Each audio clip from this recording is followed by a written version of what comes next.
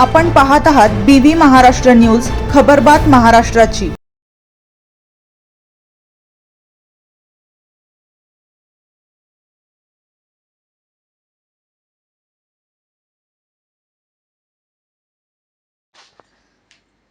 पिंपळदर डोंगरावर भीषण आगीचा वणवा, वन संपत्ती जळून खाक।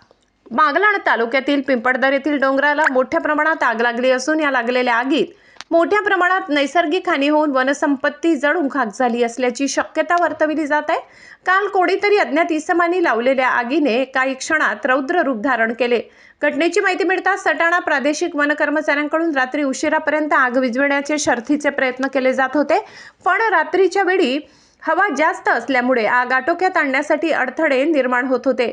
वन कर्मचाऱ्यांनी रात्रीच्या अंधारात सुद्धा वन परिमंडळ अधिकारी सुदाम पवार यांच्या मार्गदर्शनाखाली केदार सोनवणे, रवींद्र सोनवणे, शरद सोनवणे, गणेश खैरनार, शरद खैरनार, अजय बोरसे, सागर बोरसे, मधु जाधव, किरण चव्हाण, चेतन जाधव हे सर्व वन विभागाचे कार्यकारी आपल्या जीवाची पर्वा न करता आग विझवण्यासाठी शर्थीचे प्रयत्न करताना दिसून येत होते। या आगीत डोंगरावरील वनसंपत्ती जळून खाक झाली असल्याचा प्राथमिक अंदाज व्यक्त केला जात असून वनसंपत्ती सोबतच जंगली प्राणीही आगीच्या भक्ष्यस्थानी पडले असल्याचा अंदाज व्यक्त करण्यात येत आहे। BV न्यूज महाराष्ट्रासाठी संतोष जाधव।